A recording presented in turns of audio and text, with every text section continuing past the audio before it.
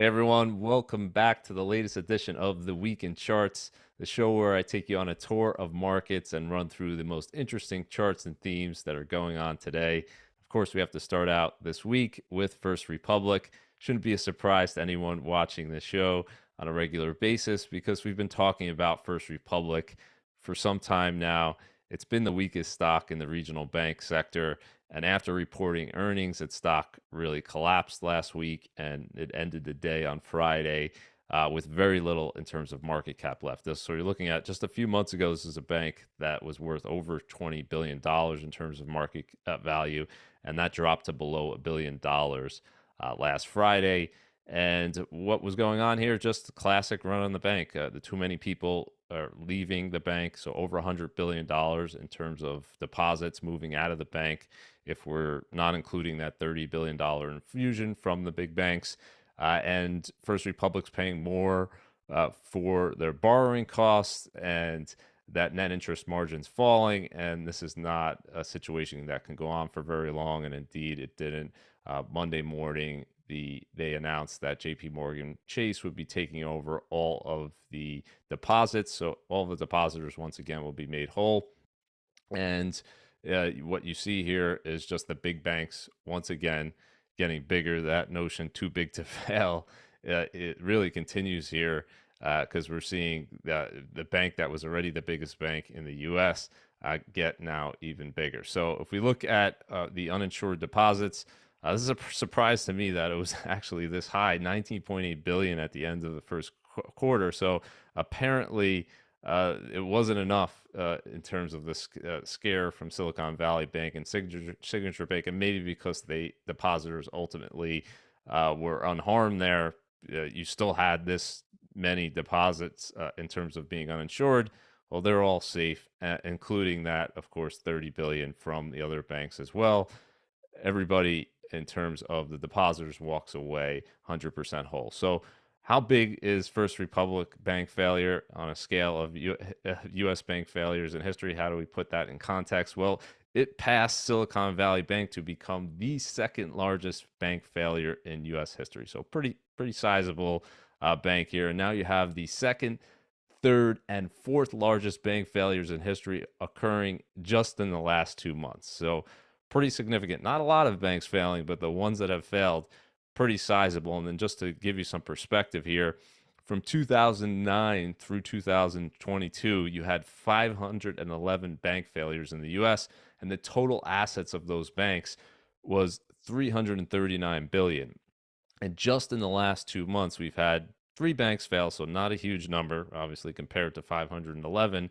But the total assets of those significantly higher at 548 billion. So pretty significant here. Three banks failed so far. All the depositors again are made whole, but of course that's going to cost somebody money, and it's costing the deposit insurance fund an estimated here over 30 billion in terms of total losses here to the fund. So you have First Republic Bank, the estimate is 13 billion. That's a little bit less than Silicon Valley Bank. So it's going to put a dent in that deposit insurance fund, which was 128 billion entering the year.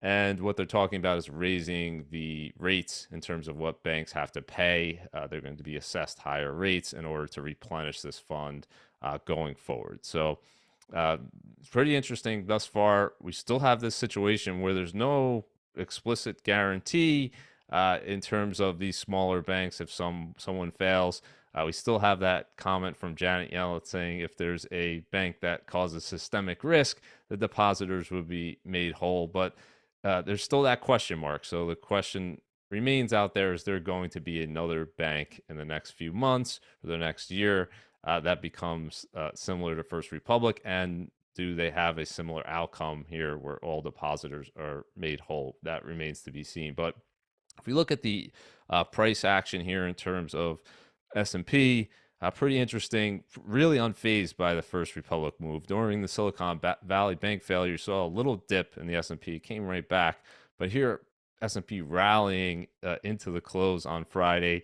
JP Morgan Chase seeing a little bit of a bump in its stock today. This isn't reflected in this chart.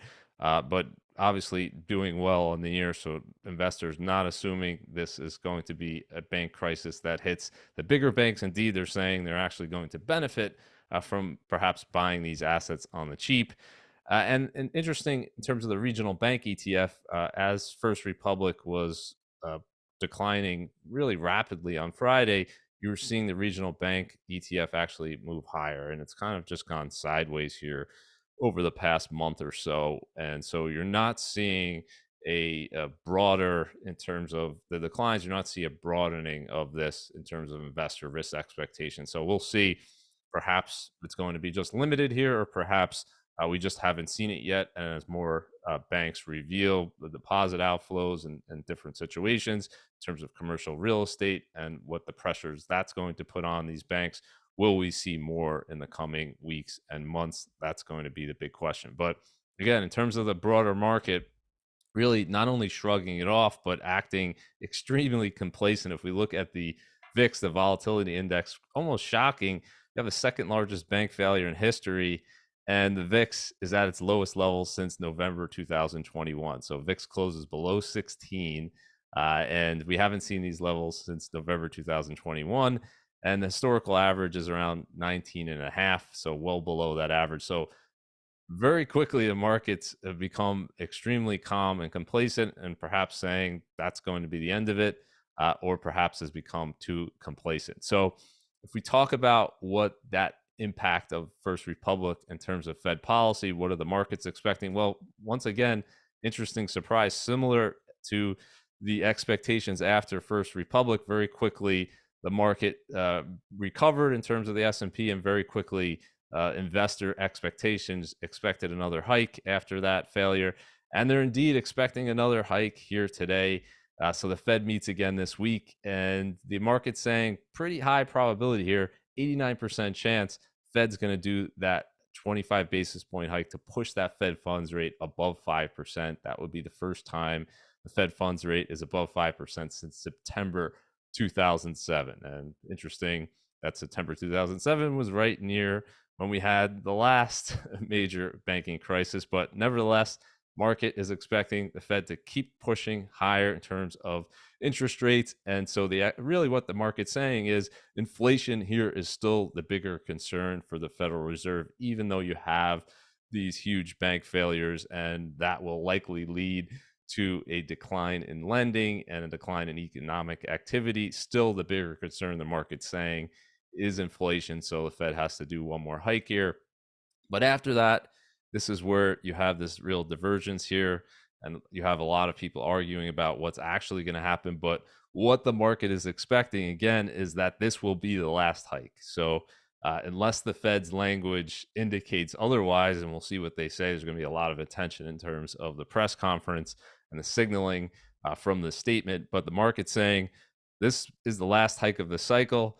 And then the Fed's going to pause for a few months. And in September, the Fed's going to start cutting rates, and they're going to keep cutting interest rates throughout the rest of the year into 2024. And we're going to see a Fed funds rate below 3% by the end of 2024. And as we've said a million times, this is take it with a grain of salt, because these expectations change on a daily basis. They can change significantly depending on what the Fed says one day or another day, and depending on economic data, depending on obviously inflation data.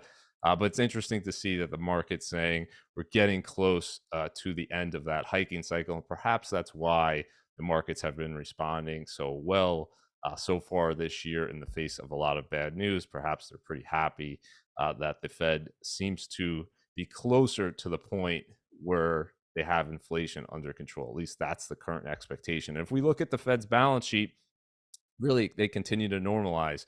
So following Silicon Valley Bank failure, we had this huge spike in terms of assets. Most of that was loans. And over the last 5 weeks, we've seen a real moderation here. So I continue to watch this week by week. We'll see what happens with the First Republic failure, if that changes anything. But First Republic was one of the banks that had a huge amount of loans from the Federal Reserve's facility. So perhaps this will even go down more. So we're going to watch this pretty closely. But this seems to me to indicate that the Fed, for now, is not seeing that same type of emergency that we saw there for a brief period back in March. So watch this pretty closely. Again, the Fed wants to normalize this balance sheet, still incredibly high. They wanted this to be down this year. It's still actually up year to date in terms of assets. They want to see this run off and normalize. So we'll see again in terms of their statement this week if they have any commentary about their balance sheet. But what's been going on, the broader macro theme, pretty much consistent throughout the past few months.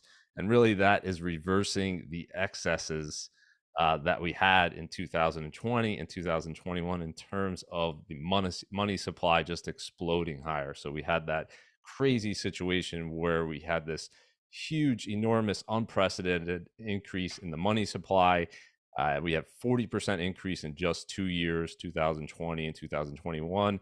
And now we've seen just this 180-degree reversal where on a year-over-year basis, money supply is actually now down 4%. That's the biggest decline on record with data going back to 1960. So as we talked about on the way up, money supply increases this much. It's always been a leading indicator of higher inflation rates. Indeed, that's what we saw.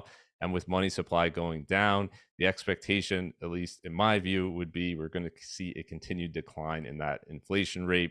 If we look at it on a year-to-date basis, we're already on pace for the biggest decline that we've seen with data going back here to 1959 in terms of the money supply. So this is a positive trend in my view because this was an excess that needed to be reversed. Of course, there's been some pain in terms of markets.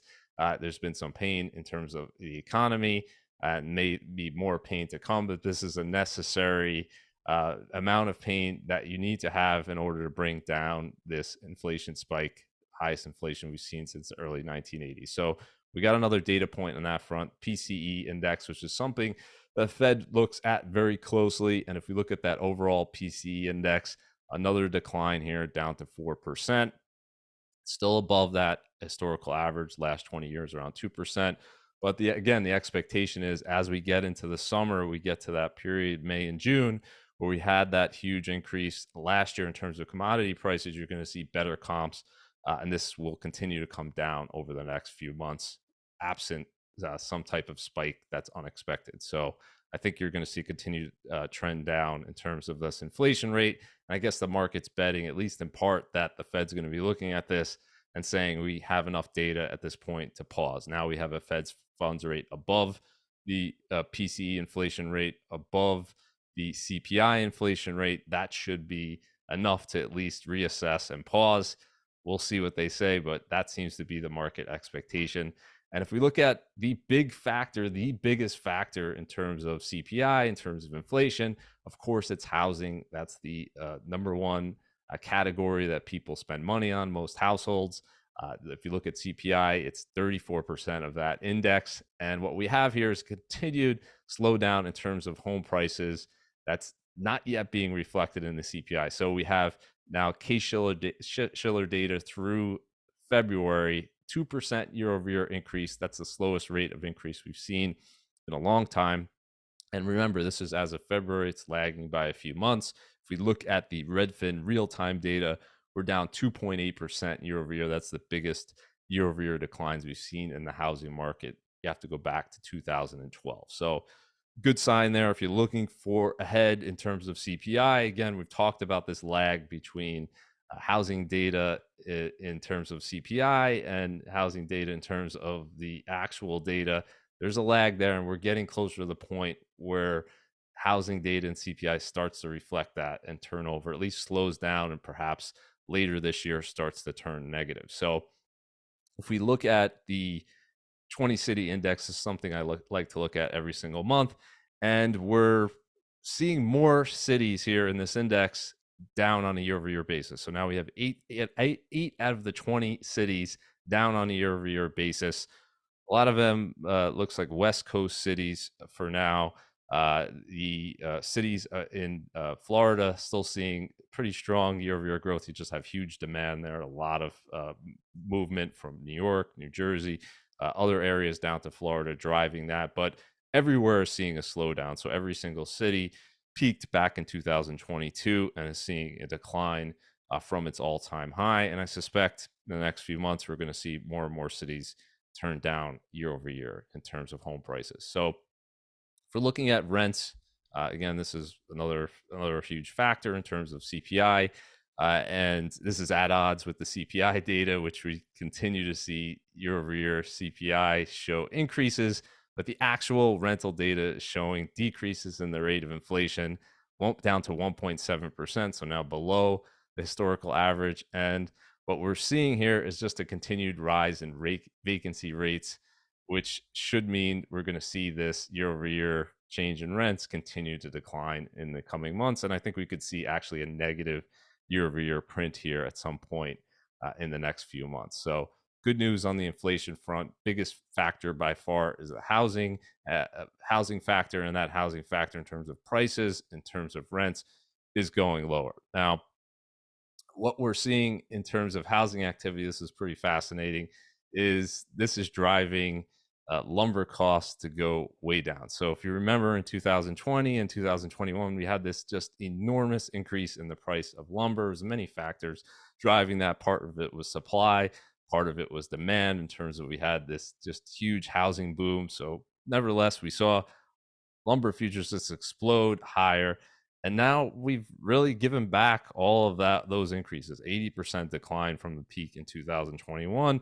So if you look at lumber prices compared to where they were in the last decade and where they are today, not exceedingly high. So this shouldn't come as a surprise in terms of housing activity, because we've seen a collapse in housing starts over the past year. We've talked about this 17% year over year decline, 11 straight decline, monthly decline on a year over year basis. So you have a lower input cost, but you still have people, there's still demand for new homes.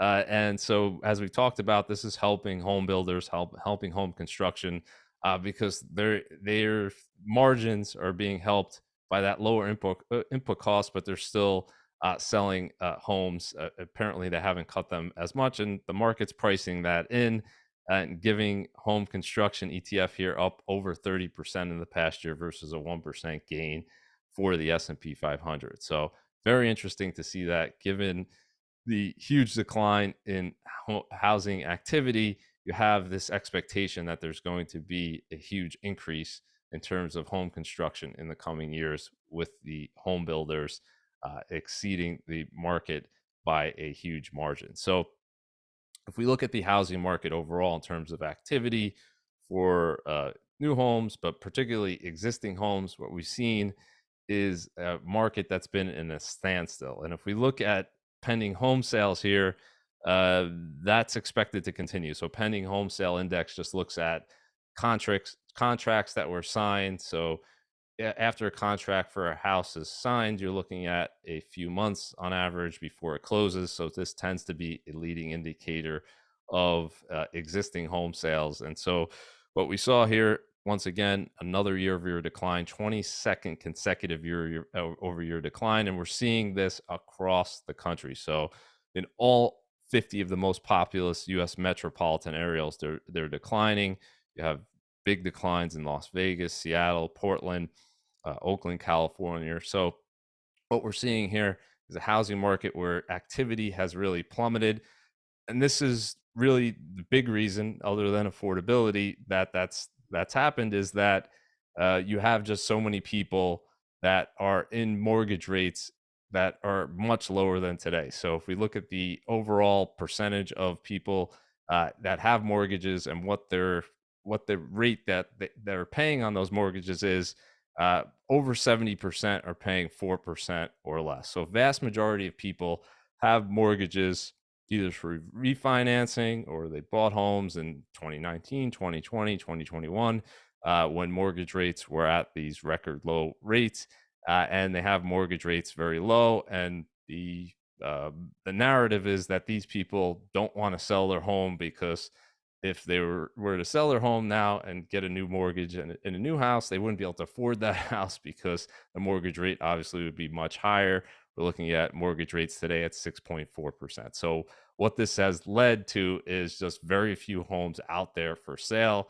and that has really, I guess, supported in some way the housing market. We haven't seen prices come down rapidly. We've seen them come down, but not rapidly, and that's likely because we're just not seeing enough in terms of supply out there. And there's still some demand. You have an increase in cash buyers. You have other factors still driving some home sales, but I guess this isn't to say that home prices won't come down, but I guess it's just slowing the pace of these declines because people are in the situation where they if they were to sell their house, they couldn't buy a new house because at the same monthly mortgage payment because interest rates have gone up so much. So it's pretty interesting. You have this back and forth going on where people saying, "Well, this is the reason why housing." Prices won't go down. But at the same time, if you think about it, uh, it means that housing prices are really unaffordable because you're saying that people aren't going to sell their home because they couldn't afford a new one. So for most people who bought homes in the last few years, if they had to buy that same home today, they couldn't afford them based on two factors. One, the price of the home has gone up so much. And number two, the mortgage rate has gone up so much. So interesting that people are saying, well, on the one hand, homes are not affordable, but two, that's a reason why that home prices won't come down. So pretty interesting to see that disconnect, and we'll see how it's resolved. But if we look at the number one reason people are still renting, so people renting and they're not buying a home, this is probably not surprising, but number one reason is unaffordability. And if we just look at the data, we just look at the numbers, it's really obvious how unaffordable things have become versus just a few years ago. So 3 years ago, you have a 30-year mortgage rate at below 3%. The average new home price in the U.S. is $360,000. Today, the 30-year mortgage rate is more than double that rate from 3 years ago, and you have a significant increase in the average new home price at 562,000. And if we just take those numbers and say, well, what would you need in terms of a down payment today versus 3 years ago? And what does your monthly payment look like today versus 3 years ago? It's just night and day. So 40,000 increase in your down payment necessary because of that increase in the home price, and 132% increase in the monthly payment due to that increase in the home price and the huge increase in the mortgage rate. So that's pretty much unaffordable for most people. That's the number one reason that people who are renting, that's why they're renting instead of buying a home. They can't afford to live there, or they can't save enough money for the down payment. So that explains a lot of it. And if we look at, this is an interesting data point out of Apartment List, home ownership rates versus compared to different generations. So you have millennial, Gen X, baby boomers, silent generation. And you can see here, millennials really lagging other generations at the age of 30 in terms of their home ownership rates, much lower. There's a number of different factors driving this. Financial crisis, hit the millennials very hard. You had that last housing bubble, but today it's really unaffordability driving that. And interestingly, you see an increasing number of these millennials saying that they're giving up on home ownership and they're planning to always rent instead of buy. So pretty interesting to see this, but this is not going on everywhere. This isn't the case everywhere. It's really divide between areas that are affordable based on people's incomes and areas that are not. So if we look at, in particularly the Midwest, if we look at Michigan, Minnesota, Ohio here, you have much higher home ownership rates than you're seeing in terms of New York and California. So areas that are still affordable for millennials. It's not that millennials don't want to own homes. It's that the twin housing price bubbles that we've seen in the past 20 years have really driven them out of the market in a lot of cases. So how do you resolve this? Well, we've talked about it. The quickest way to resolve it is, of course, for prices to come down. It's very hard for incomes to show the type of appreciation that we've seen in terms of the housing market. We showed that comparison from 3 years ago. You have that monthly payment going up over 100%. Well, incomes, needless to say, are not going up 100% in 3 years. And so you either have home prices need to come down, mortgage rates need to come down, or you need people's incomes to just go up. And if you wait for them to go up, let's say 3, 4, 5% a year, it's going to take a long time, even if home prices don't go anywhere, to make those homes affordable. So we'll see how this plays out. But I thought that was an interesting data point and analysis in terms of different generations and why people, the millennial generation, is buying homes at a slower pace than previous generations. So speaking of housing, and this is something we haven't heard probably since the last housing bubble collapses, investors increasingly are selling their homes that they've bought for an investment at a loss. And just to give you some perspective here, what percentage of the housing market in terms of listings is owned by investors? We're at 10% currently, which is much higher than the historical rate. It's actually down from the peak that was over 12%. If we look at 2021 peak here, we had just this explosion in demand from investors during the recent housing bubble, pushing record rates of ownership from investors. That's come down a little bit, but still pretty high at 10%, still significantly higher than we were a decade ago, which was below 4%. Then if we look at the percentage of investors in terms of home sales, so Redfin did this analysis, what percentage of investors are taking a loss when they sell a home? And still not very high, but noticeably increasing here. Now you're at roughly 1 in 7 homes sold in March were sold at a loss.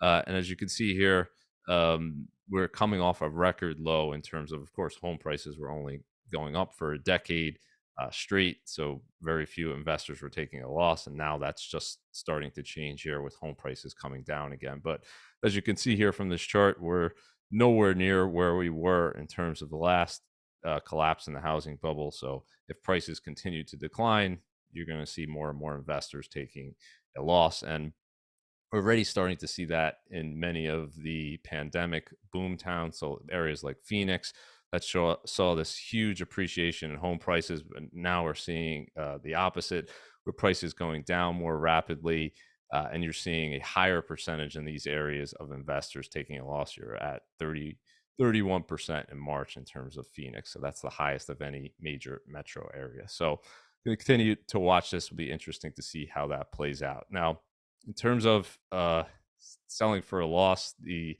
office market in San Francisco is just completely collapsing, and for good reason. The fundamentals there are just terrible. So you almost have 30% vacancy rates in San Francisco, and you can see the chart here. It just continues to go up here, and that's hitting rents. I would have thought it would have hit more, but there was this article here in the Wall Street Journal that was talking about an office property, and that was for sale, and they're expecting it to sell.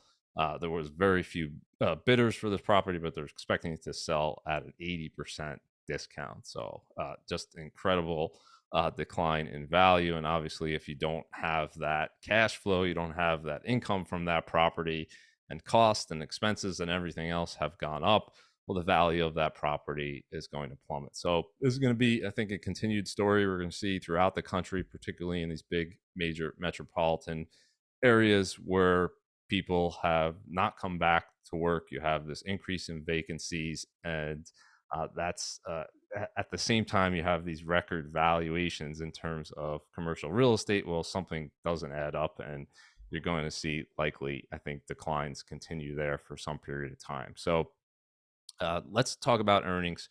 And so far, I think it's been a story of beating low expectations. So the market has responded pretty well, I'd say, to earnings so far. We're almost with 50% of companies reported, so 44%.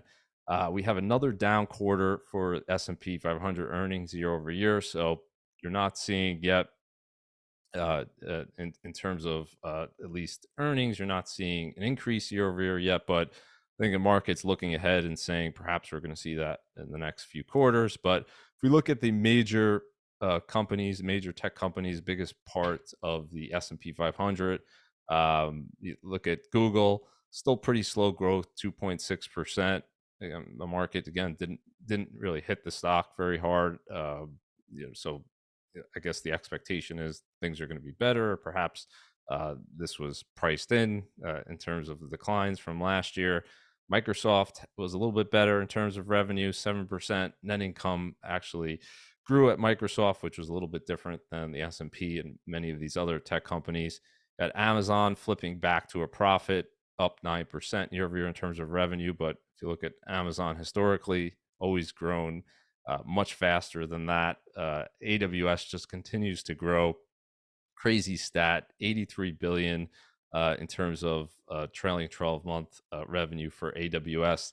That's bigger than the revenue at 460 companies in the S&P 500. So if AWS was a standalone company in terms of revenues, at least it would be one of the biggest, likely one of the biggest 40 companies in the US by itself. So just tremendous, tremendous growth over the past decade. The question is this slowing? Yes, it is slowing, but still increasing. It's still a big driver for Amazon. If we look at Facebook, which is now known as Meta, it flipped to a positive revenue growth number, beat expectations. Again, expectations were very low. Facebook stock had gotten crushed last year. It's actually now doubled this year, so up 100% on the year, even with net income going down 24% over the year last year and margins compressing. So again, market saying future is going to be better here. And interesting, Reality Labs continues to be a huge cost center for Facebook.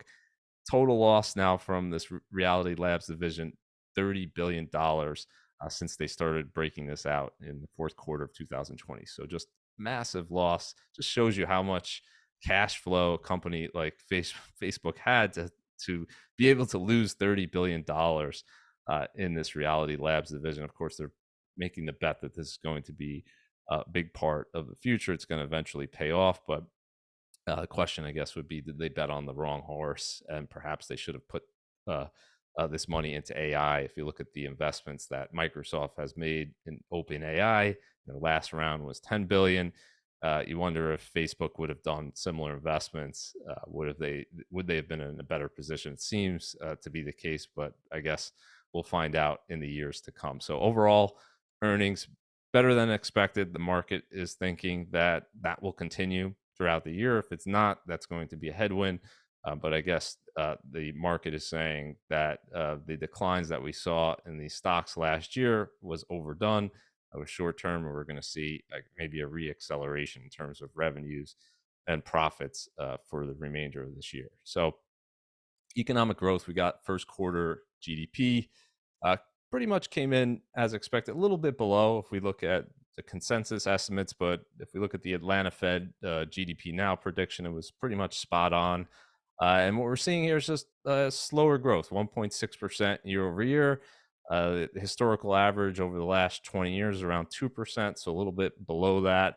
And the recession question just is still out there. It's still lingering. We have all of these leading indicators pointing to a recession, but not quite there just yet. And the latest indicator that I'm going to be looking at closely with the jobs report that's coming out this week will be temp jobs. Historically, temp jobs have turned down ahead of the overall non-farm payrolls, and we're seeing already a year-over-year decline here. And we saw that in the last few recessions. Temp jobs turned down before the overall jobs market was a leading indicator. So we'll see on Friday if that trend continues. The expectation is more payroll growth, that there's still a shortage of workers, and companies are going to continue their hiring. But looking at the rate of change, it seems to be a slowdown coming ahead. And so once again, we have all these indicators pointing to it, but we don't know when it's going to actually happen.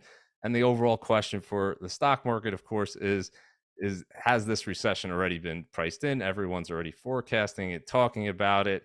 And that question really can't be answered. We'll have to see when that data comes out, really pointing to that recession, how the market reacts to it. So let's end with something positive. And that's been the markets this year. And it's really been an inverse of 2022 in every way. If we look at 2022, you could just see here a sea of red. So pretty much everything was down last year with the exception of commodities. And that wasn't good for most people because that meant higher inflation. This year, everything up except for commodities. So we actually have lower commodity prices if you're looking at gasoline and crude oil and a number of other commodities, and people are pretty happy about that. And everything else other than commodities is higher. Looking at tech stocks, big rebound, up over 20%. That's more than double the gains for the S&P 500. You have international developed markets outperforming this year. You have gold doing well. You have bonds doing well, especially on the long end with interest rates, long-term interest rates falling. So almost everything participating. That 60-40 portfolio that everyone was saying was dead last year, doing pretty well this year. And so first 4 months, pretty good in terms of returns for a diversified portfolio. And so if you're an investor that stuck with your portfolio last year or added to your portfolio on that weakness, you're feeling pretty good right now. So let's end it right there. Thanks everyone for joining me. Have a great week. If you like the content, subscribe to the channel, and I'll see you next time.